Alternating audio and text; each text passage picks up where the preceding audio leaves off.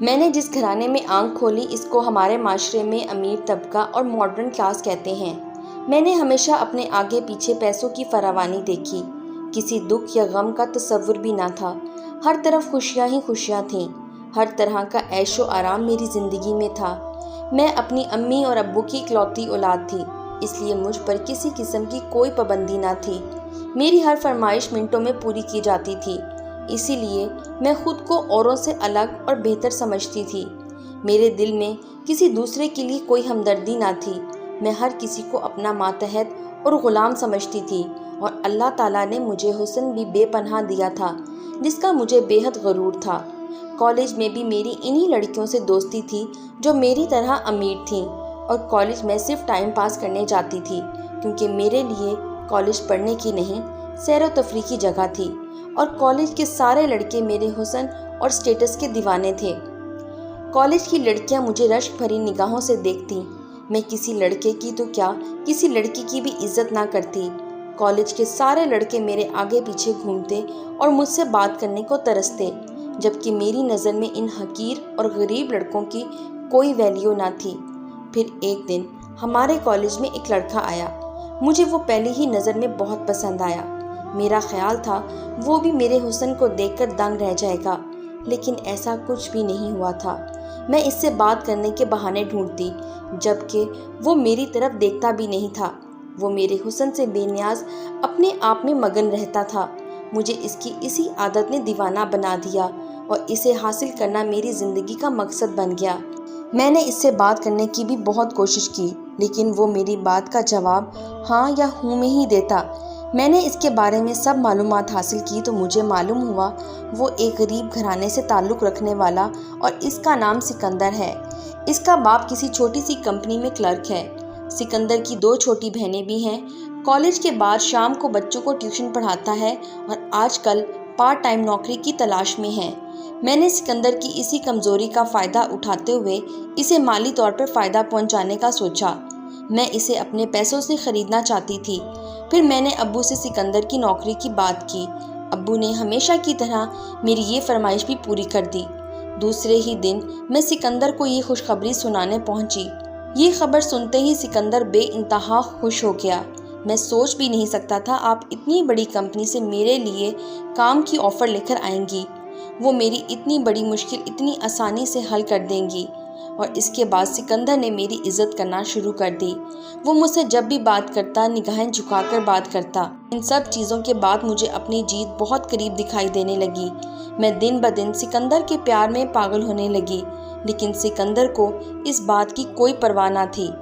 میں اس دن کا انتظار کر رہی تھی جب وہ میرے احسان تلے دب جائے اور میرے اظہار محبت کرنے پر وہ انکار نہ کر سکے۔ ایک دن جب سکندر سے ملنے میں ابو کے آفس پہنچی تو وہ وہاں نہیں تھا۔ مینیجر نے مجھے بتایا کل سکندر صاحب کی شادی تھی، اس لیے وہ چھٹیوں پر ہیں۔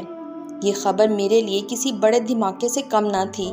میں یہ سوچ بھی نہیں سکتی تھی کہ وہ میرے علاوہ کسی اور کا ہو جائے گا۔ یہ بات میرے دماغ سے نکل ہی نہیں رہی تھی، اور میری حالت کسی دیوانے سے کم نہ تھی۔ سکندر کو حاصل کرنا اب میرا جنون بن چکا تھا۔ میں کسی صورت سکندر کو کھونا نہیں چاہتی تھی۔ میں اس کی محبت میں اتنا آگے جا چکی تھی کہ پیچھے پلٹنا اب ناممکن تھا۔ میں اس کی بیوی سے مل کر یہ دیکھنا چاہتی تھی کیا وہ مجھ سے زیادہ خوبصورت ہے۔ ایک دن بغیر بتائے میں سکندر کے گھر چلی گئی۔ بہت پرانا گھر تھا، میرا تو دم گھٹ رہا تھا۔ سکندر نے اپنی بیوی سے ملوایا۔ اس کا نام نسرین تھا، اور وہ سکندر کی چچا زاد کزن تھی۔ وہ بہت عام سی لڑکی تھی۔ میں نے اس میں کوئی خاص بات نہیں دیکھی کہ سکندر جیسے خوبصورت انسان کی وہ بیوی کہلائے۔ سکندر اور اس کی بیوی مجھ سے بہت محبت سے ملے۔ مجھے نسرین سے بے انتہا نفرت محسوس ہونے لگی، اسی لیے سکندر کے لاکھ روکنے پر بھی میں بنا کچھ کھائے پیے سکندر کے گھر سے لوٹ آئی۔ سارے راستے سکندر اور نسرین کے بارے میں ہی سوچتی رہی۔ میں جتنا سوچتی اتنی ہی نفرت نسرین کے لیے میرے اندر پیدا ہونے لگتی۔ اسی دوران اچانک میری نظر سڑک پر لگے ایک بورڈ پر پڑی جس پر لکھا تھا آپ کے ہر مسئلے کا حل صرف میرے پاس موجود ہے۔ میں نے وہیں گاڑی روک دی اور دروازے سے اندر داخل ہو گئی۔ اندر داخل ہوئی تو دیکھا کمرے کے کونے میں کالے کپڑوں میں ملبوس ایک عورت بیٹھی ہے جو شکل سے کافی ادھیڑ عمر لگ رہی تھی۔ اس کے گلے میں مختلف قسم کی رنگین مالا تھیں۔ اس کے آگے پیچھے کافی لوگ جمع تھے۔ مجھے دیکھتے ہی اس عورت نے ہاتھ کے اشارے سے لوگوں کو جانے کا کہا۔ میں نے تفصیل سے اس عورت کو اپنے اور سکندر کے بارے میں بتایا اور نسرین کے بارے میں بھی بتایا، اور یہ بھی کہا میں سکندر کو حاصل کرنے کے لیے کسی بھی حد تک جا سکتی ہوں۔ اس نے میری بات غور سے سنی اور دوسرے دن آنے کو کہا، اور مجھے یقین دلایا کہ بہت جلد سکندر تمہارا ہوگا۔ مجھے اس عورت کی باتوں میں سچائی نظر آ رہی تھی۔ میں دوسرے دن کا وعدہ کر کے چلی آئی۔ پتہ نہیں کیوں مجھے اس عورت سے بات کر کے یقین ہو گیا تھا کہ سکندر اب صرف میرا ہونے والا ہے۔ اس رات مجھے سکون سے نیند آئی تھی۔ دوسرے دن میں مقررہ وقت پر اس عورت کے پاس پہنچ گئی۔ آج وہ کمرے میں اکیلی تھی۔ وہ کچھ دیر آنکھیں بند کیے بیٹھی رہی، پھر مسکرا کر مجھ سے مخاطب ہوئی۔ اس نے مجھ سے سکندر کی بیوی کی ایک تصویر اور ایک جوڑا شلوار قمیض لانے کو کہا اور بتایا یہ عمل کافی مشکل ہے۔ اگر تم یہ عمل کروانے پہ راضی ہو جاؤ تو اگلے 6 مہینے بعد چاند کی 14ویں تاریخ کو 4 دن یہ عمل مسلسل کرنا ہوگا، اور عمل کے لیے شہر سے دور ایک ویران علاقے میں جانا ہوگا۔ اس عمل کو کرنے کی قیمت 1 لاکھ روپے ہوگی، لیکن اس عمل کے بعد سکندر کی زندگی صرف تمہاری ہوگی۔ اگر تمہیں منظور ہو تو اگلی بار پیسے لیتی آنا۔ میرے لیے 1 لاکھ روپے کی تو کوئی اہمیت نہ تھی، لیکن فکر مجھے اس بات کی تھی کہ 4 دن کے لیے اپنے ابو سے کیا کہوں گی، اور دوسرا مسئلہ میرے لیے سکندر کی ایک تصویر اور نسرین کی تصویر اور اس کا جوڑا تھا، جس کو حاصل کرنا میرے لیے کافی مشکل تھا۔ اسی لیے اس وقت عورت کی بات سن کر خاموشی سے لوٹ آئی۔ میری سمجھ میں نہیں آ رہا تھا کہ مجھے کیا کرنا چاہیے، اسی لیے میں اس عورت کے پاس دوبارہ نہیں گئی، لیکن سکندر کو بھلانا میرے لیے ناممکن تھا۔ اپنی ہار کا سوچ کر اسے حاصل کرنے کی تمنا میرے اندر بڑھتی ہی جا رہی تھی۔ اس کی یاد مجھ سے چپک کر رہ گئی تھی۔ میں محسوس کر رہی تھی کہ وقت کے ساتھ ساتھ میری دیوانگی میں بھی اضافہ ہوتا جا رہا تھا۔ خیر، وقت کو گزرنا ہوتا ہے اور وہ گزرتا گیا۔ پھر 1 سال بعد ایک خبر نے میرے اندر تباہی مچا دی کہ نسرین نے ایک بیٹی کو جنم دیا ہے۔ اب تو میں نسرین کو سکندر کی زندگی سے نکال کر دور پھینکنا چاہتی تھی۔ میں اس کی بیٹی کی پیدائش کے مبارکباد دینے کے بہانے سے ان کے گھر گئی اور ان سے شادی کی تصویریں دیکھنے کی فرمائش کی۔ سکندر فوراً اپنی شادی کا البم نکال کر لے آیا۔ میں تصویریں دیکھتے ہوئے بڑی چالاکی سے ان کی ایک تصویر چھپا لی۔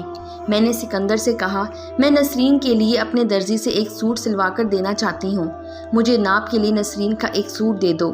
پہلے تو سکندر منع کرتا رہا، پھر میرے اصرار کرنے پر نسرین کا ایک جوڑا دے دیا۔ ان چیزوں کو لے کر میں فوراً اس کامل عورت کے پاس پہنچی۔ وہ مجھے دیکھ کر سمجھ گئی میں کس لیے آئی ہوں۔ مجھے دیکھ کر کہنے لگی میں تو سمجھی تھی تم نے اپنا ارادہ تبدیل کر دیا ہے، کیونکہ اس بات کو کیے ہوئے تقریباً 1 سال گزر گیا۔ میں نے عورت سے کہا تم جتنا جلدی ہو سکے میرا یہ کام کر دو، میں نسرین کو اور برداشت نہیں کر سکتی۔ میری بات سن کر اس نے اگلے دن صبح 8 بجے کا وقت دیا تھا۔ وہ ساری رات میں نے کروٹیں لیتے ہوئے گزاری۔ دوسرے دن میں ابو سے دوست کی شادی میں شرکت کا بہانہ کر کے 4 دن کے لیے اس عورت کے پاس پہنچ گئی۔ پیسے لینے کے بعد اس نے کچھ سامان اکٹھا کیا اور ہم 2 آدمیوں کے ہمراہ دوسرے شہر روانہ ہو گئے۔ آبادی سے کافی دور سنسان علاقے میں عورت نے گاڑی کو روکنے کا اشارہ کیا۔ وہاں قریب ہی ایک جھونپڑی بنی ہوئی تھی۔ عورت نے پہلے ہی سے جھونپڑی میں سارا انتظام کر رکھا تھا۔ پھر وہ دونوں آدمی کہیں چلے گئے اور ہم دونوں جھونپڑی میں داخل ہو گئے۔ جھونپڑی میں پہلے سے ہی مختصر سا سامان موجود تھا، جیسے چادر، مشکال، لالٹین وغیرہ۔ چیزوں کو دیکھ کر یہ اندازہ ہو رہا تھا جیسے یہاں کوئی رہتا ہو۔ رات 12 بجے کے قریب عورت نے آنکھیں بند کر کے کچھ پڑھنا شروع کر دیا۔ صبح 4 بجے تک پتہ نہیں کیا کیا پڑھتی رہی۔ اس کے بعد اس نے ایک نوکیلا خنجر نکالا اور اس تصویر کو درمیان سے کاٹ دیا، اور پھر ہم جھونپڑی میں ہی سو گئے۔ اگلے دن سورج نکلنے کے بعد اٹھے تو وہی 2 آدمی جو ہمارے ساتھ آئے تھے ہمارے لیے ناشتہ دے کر چلے گئے۔ اس کے بعد سارا دن کوئی پڑھائی نہیں ہوئی، سارا دن بور گزرا۔ پھر رات کو 12 بجے عورت نے دوبارہ اپنا عمل شروع کر دیا اور نسرین کے کپڑوں پہ کچھ پڑھ کر پھونکتی رہی۔ صبح 4 بجے عمل کر کے ہم سو گئے۔ اب عمل کی تیسری رات تھی۔ اس نے اسی خنجر پر کچھ پڑھ کر پھونکا اور خنجر کی نوک میری انگلی میں کھونپ دی۔ میرے حلق سے تکلیف کے باعث ایک زبردست چیخ نکلی۔ میری انگلی سے بہتا خون وہ ایک پیالے میں جمع کرتی رہی۔ جب پیالہ بھر گیا تو میری انگلی پر ایک کپڑا باندھ دیا۔ تب اس نے نسرین کی قمیض میرے خون میں بھگو دی۔ صبح 4 بجے عمل ختم ہو گیا۔ اس عورت نے خوشخبری سنائی کہ ہمارا عمل 3 دن میں ہی کامیاب ہو گیا ہے، ہمیں ابھی واپس جانا ہوگا اور نسرین کی قمیض کو کسی قبر میں دفنانا ہوگا۔ اب سکندر صرف اور صرف تمہارا ہے۔ قبرستان میں نسرین کی قمیض دفنائی اور ہم واپس آ گئے۔ مجھے ایسا محسوس ہو رہا تھا آج میری زندگی کی سب سے بڑی جیت ہے۔ ساری دنیا آج اپنے قبضے میں محسوس ہوتی دکھائی دے رہی تھی۔ میں پرسکون ہو کر سو گئی اور صبح اٹھی، تیاری ہوئی اور سکندر کے آفس گئی تو پتہ چلا آج سکندر کام پر نہیں آیا۔ پھر میں نے گاڑی سکندر کے گھر کی طرف موڑ دی۔ وہاں پہنچی تو کافی لوگ جمع تھے۔ میرے پوچھنے پر پتہ چلا کہ سکندر کی بیوی کا انتقال ہو گیا ہے۔ کل رات ان کو زبردست دل کا دورہ پڑا اور وہ انتقال کر گئی۔